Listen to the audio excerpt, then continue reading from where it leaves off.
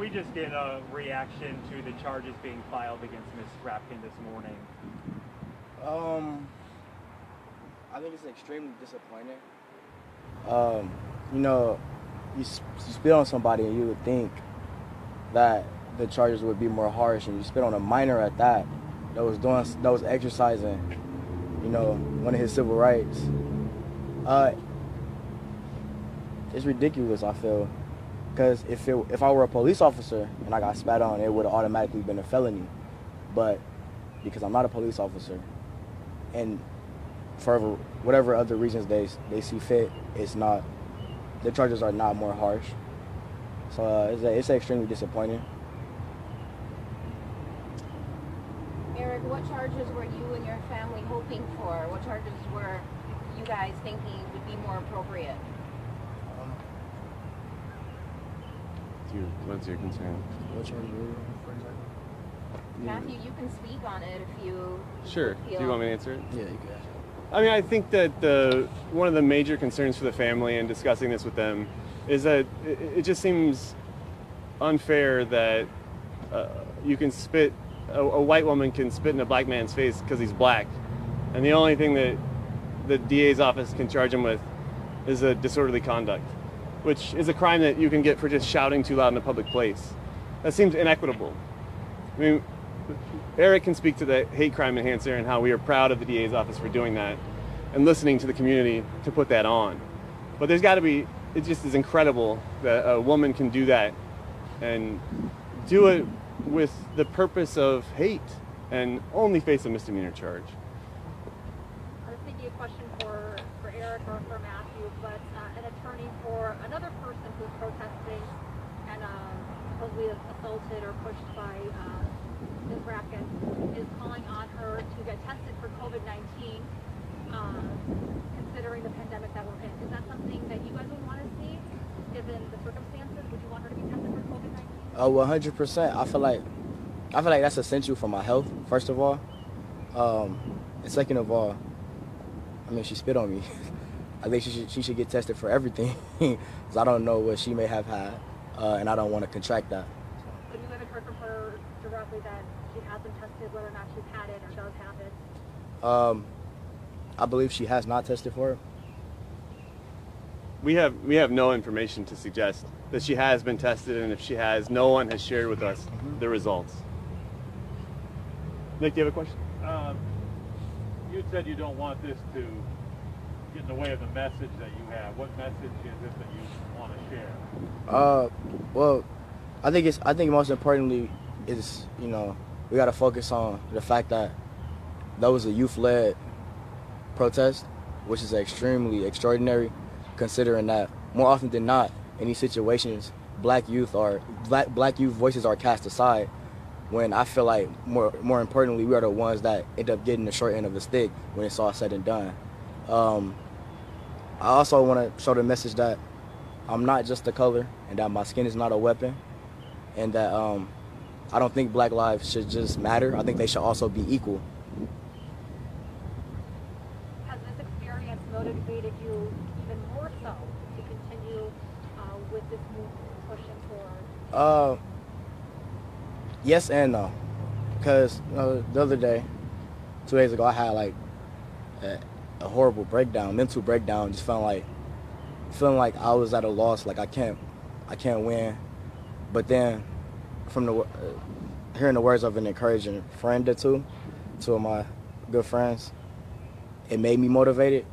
It kept me grounded, and it reminded me why I do continue to fight. So some days I'm down on my luck and I feel like my back against the wall and I can't get up. And then other days I feel like if I'm not going to do it, nobody else will. So, Eric, that moment on Saturday got a lot of attention, but so did the words that you had on Monday. What do you really want people to learn from you after what happened? What do you want them to take away from this story? 100%. I want them to take away that you could beat us down multiple times, but we gonna keep coming back stronger than what we were before. Also, I'm not just a color, and that a lot of people argue that racism isn't here, and that these strong communities like Shorewood that's supposedly diverse and one of the more leaning towards equality is not, that's not always true, and that we should pay attention to the little stuff that we don't normally see on a day-to-day basis, like someone spitting on somebody and blocking off a Black Lives Matter protest. But most importantly, that youth lives matter, and that they are important as well, especially when they're of color. We've never heard what was going through your mind when she spit on you. Can you talk about that moment? Every time, I try not to think about that moment, because every time I think about that moment, it takes me down a traumatic experience back in my mind. And so I try not to think about what happened like right at that moment. I could just think about now, like how I sit in my room with the lights off every other day because I feel depressed, because I feel like my life don't matter and that I'm not equal, because I feel like the DA didn't do their job. Thinking about it now just it's a lot to think about. So. I know there's video of it, but could you kind of walk through what happened and how it all played out? Like I just said before. Well, hold on one second. Unfortunately, we can't talk about the specifics of the incident with Ms. Rapkin. Her prosecution is ongoing, and that will play out in that forum. But I would like to focus instead this conversation on the great work that Eric is doing for the community, of which Saturday's march was just one example. If you ask him, he'll tell you how he's been involved in this type of work for years, and he's an incredible kid. I mean, his future is so bright, and I would ask that you ask him some questions about that so that we can focus on what he's doing as a young person of color to advance social justice and to advocate for a fair society. Eric, what are you doing next? Well, actually the day after I got spat on, I went to another protest that I also co-organized at Sherman Phoenix that was youth-led as well. And then all I can do is continue to educate myself, continue to be conscientious of when enough is enough for myself, and taking time and taking breaks, because I got to make sure my mental health is okay as well. Being able to advocate for people that can't advocate for themselves when I am put in the position to educate someone else on certain topics that has to do with injustices of Black and brown folks. Being hands-on, being on the front lines with everyone else, because I'm not the only one that go through stuff like this on a day-to-day basis that look like me. So it just so happened that unfortunately my face is everywhere because of it. So just being on the front lines with the people that look like me, that's also fighting for their lives, and that also is the same age as me or younger, and trying to stay grounded. Do you want to talk about Urban Underground? Also, I do a lot of work with Urban Underground, which is a activist group, but it's led by Charlene Moore. She's a great person, so she teaches us a lot. Without her, I probably wouldn't even have the education that I have now as far as this. And also, just staying in tune with summer groups and summer camps that I go through, like AAMI, which is African American Male Initiative, which educates young Black men on how to better themselves and teach them certain things that we wouldn't learn in school, like about credit and learning and how to be productive when you're not doing anything. And also just being with my friends. They keep me grounded as well. And we educate each other, and we make sure that we got each other's back. One thing that can't get lost in all this is Eric is a child. He's a junior, going to be a senior in high school. I mean, I think what he's accomplished and what he will accomplish is incredible.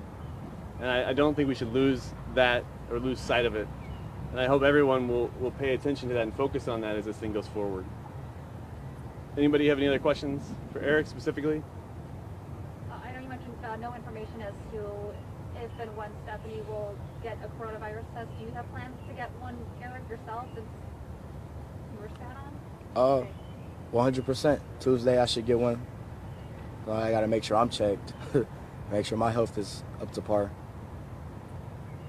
And, entering your last year of high school, any dreams about what you want to do for after high school? After high school, I'm looking into political science. that's something that I'm big on. I think there needs to be a lot of more people that look like me in politics, as well as I might look into philosophy because I'm kind of crazy about philosophy. I may go into law. You know, the future, I can't really see what the future beholds, but as far as that, those are my thoughts on it.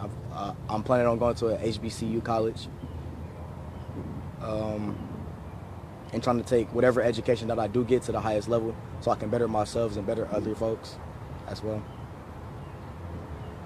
The future is undoubtedly bright for Mr. Lucas, everyone. Thank you very much, and have a good day.